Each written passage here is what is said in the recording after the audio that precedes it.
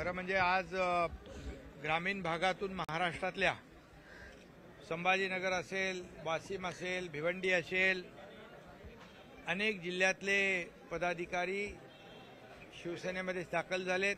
त्याचबरोबर केरळचे राज्यप्रमुख एन भुवनचंद्रनजी त्यांनी देखील राज्यप्रमुखांनी शिवसेनेमध्ये प्रवेश केलेला आहे। असे अनेक जिल्ह्यातले आणि त्याचबरोबर मुंबईतले देखील अनेक पदाधिकारी शिवसेनेमध्ये दाखल झालेले आहेत। प्रकारचे ते भिवंडी तालुका, कल्याण तालुका, ठाणे जिल्ह्यातील अनेक तालुक्यातले लोक आज अनेक पदाधिकाऱ्यांनी शिवसेनेत प्रवेश केला। मी त्यांचं मनापासून स्वागत करतो। खरं म्हणजे ही प्रवेशाची प्रक्रिया आपल्यासमोर गेल्या 2 वर्षामध्ये सातत्याने सुरू आहे आणि म्हणून सातत्याने ही प्रक्रिया सुरू असल्यामुळे या ठिकाणी लोकांना आता विश्वास शिवसेनेवर आहे। बाळासाहेबांच्या विचारांची शिवसेना, धर्मवीर आनंदीगे साहेबांच्या विचारांची शिवसेना आणि या शिवसेनेच्या सर्व पदाधिकारी शिवसेनेमध्ये दाखल होतात मोठ्या प्रमाणावर। खरं म्हणजे या सर्वांचं मनापासून मी स्वागत करत असताना त्यांनी जो विश्वास दाखवलेला आहे या विश्वासाला कदापि तडा जाणार नाही असं देखील या ठिकाणी मी त्यांना विश्वास देऊ इच्छितो। हे सर्व कार्यकर्ते शिवसेना वाढवण्याचं काम करतील।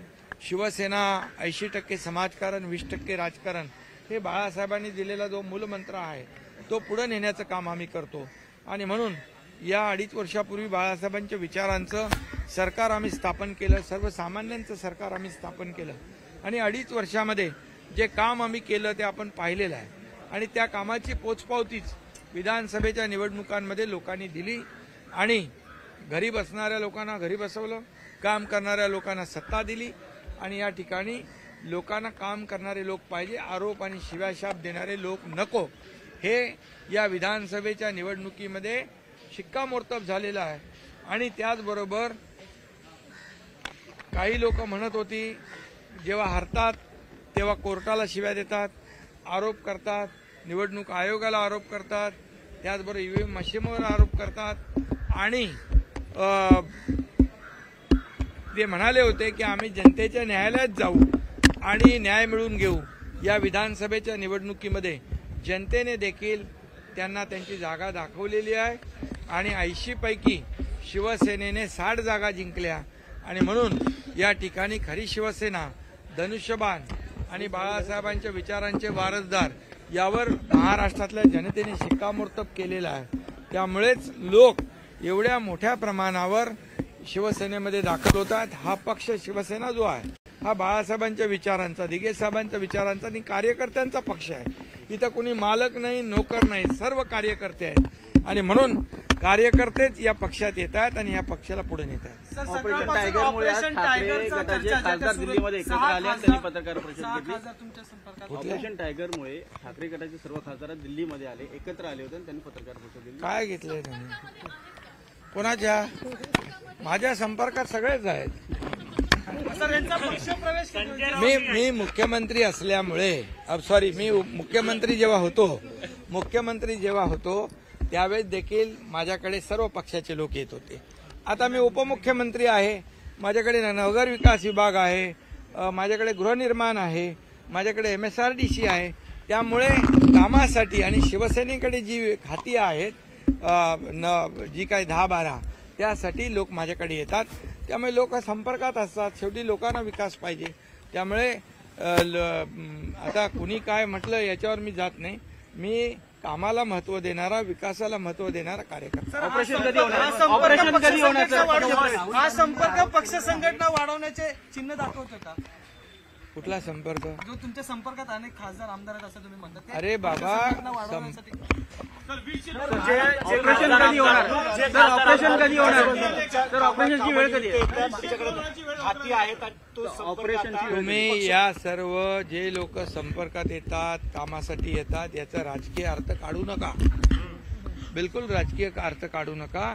जे माझ्याकडे कामासाठी येतात त्यांना मी पक्ष काय बघत नाही, मी त्यांचं काम करतो। आज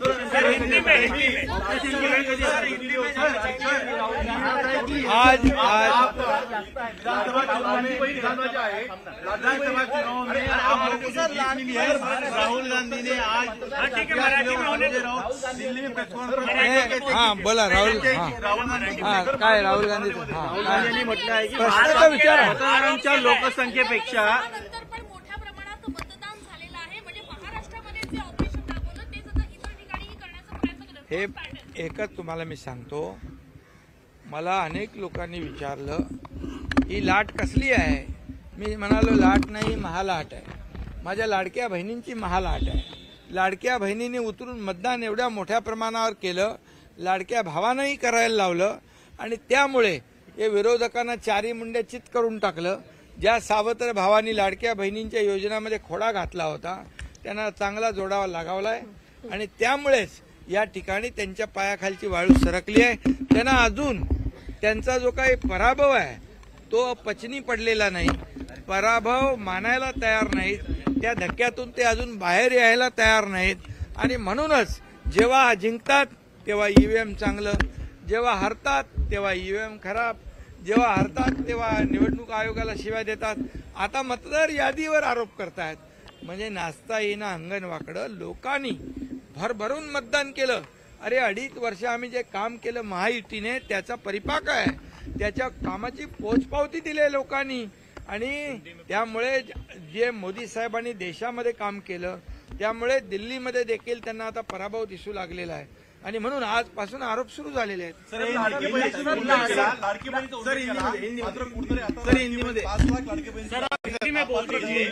राहुल गांधी जो आरोप लगा रहे हैं उसको लेकर के आपको क्या कहना है. विधायकी के जो चुनाव हुए हैं, अरे बाबा ज्या पात्र लाडक्या बहिणी आहेत त्या कुठल्याही आमच्या लाडक्या बहिणी या लाभापासून वंचित राहणार नाहीत आणि मुख्यमंत्री माझी लाडकी बहीण योजना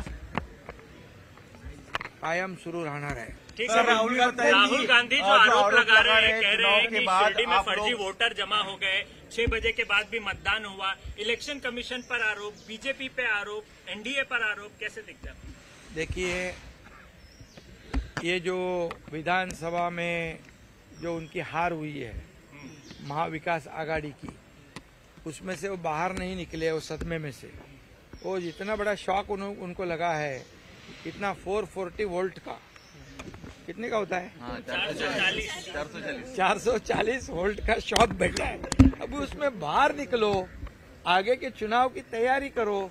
लेकिन उनको ये पता ही नहीं हो रहा है कि इतनी बड़ी हार कैसे हुई. अरे बाबा 2.5 साल हमने जो काम किया है उस काम का ये नतीजा है.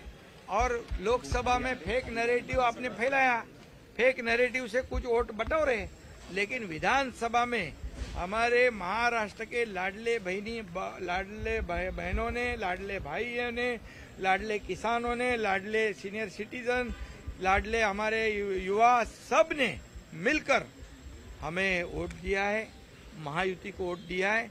ये एक्सेप्ट करना चाहिए, हार को एक्सेप्ट करना चाहिए.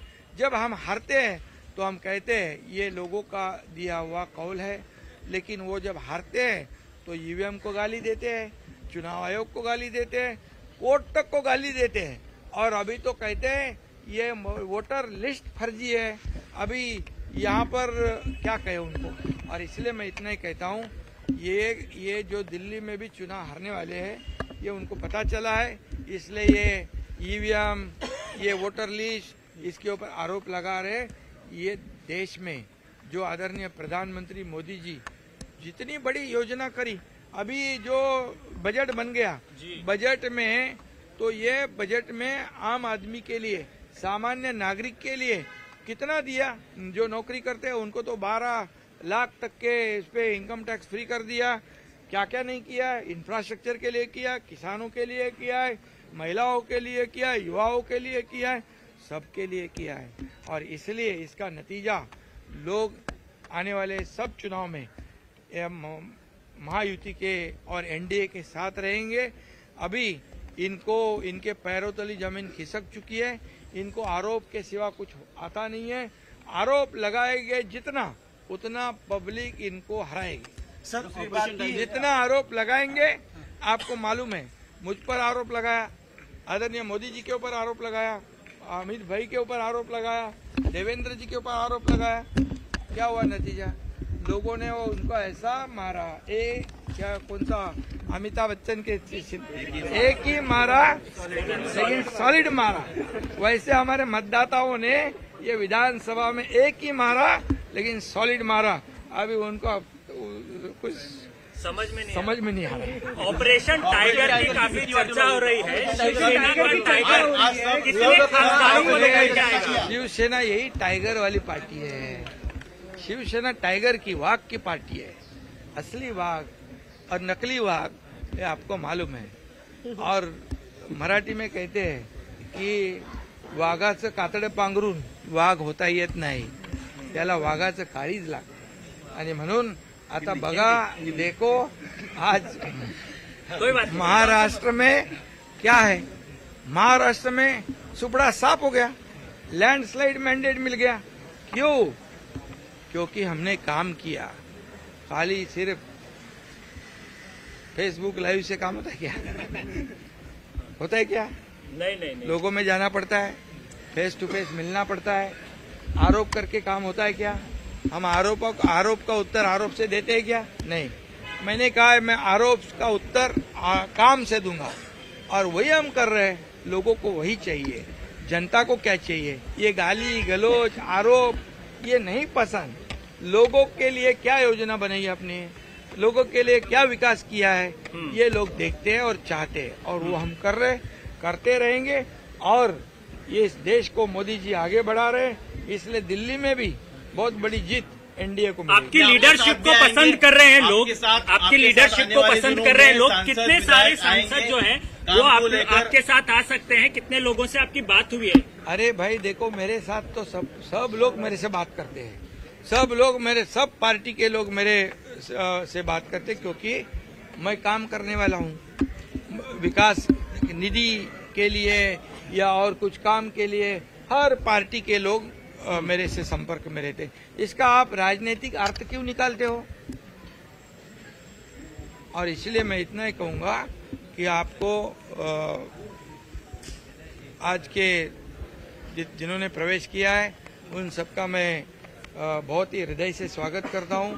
जो विश्वास उन्होंने दिलाया है, जताया है, वो विश्वास को बरकरार रखने का काम हम करेंगे। जो आना चाहते हैं उनके लिए दरवाजा खुला है क्या? जो आना चाहते हैं उनके लिए दरवाजा? अरे मैं वर्षा में था तभी भी दरवाजे खुले थे, अभी इधर है, इधर भी दरवाजे खुले हैं। बड़े नेताओं के भी प्रवेश होंगे, बड़े नेताओं के। अरे भाई इतने क्यों घाई कर रहे हो? अभी शांति रखो थोड़ा। पिक्चर अभी बाकी है, पिक्चर अभी बाकी है क्या? ये टेलर है, पिक्चर अभी बाकी है। जाओ। नार्को डिपार्टमेंटची मोठी कारवाई झाली, त्यानिमित्तानं अमित शहा यांनी सरकारचं आणि नार्को डिपार्टमेंटचं अभिनंदन केलेलं आहे। 200 कोटीचे ड्रग्स पकडले। बिलकुल drug free Mumbai, drug free Maharashtra आम्हाला करायचं आहे। या ड्रगमुळे या ठिकाणी जी काय तरुण पिढी बर्बाद होती आहे, अशा लोकांच्या मुळाशी जायचं आहे, त्यांची पाळंमुळं खोदून काढायची आहे, त्यांना जेलमध्ये टाकायचं आहे।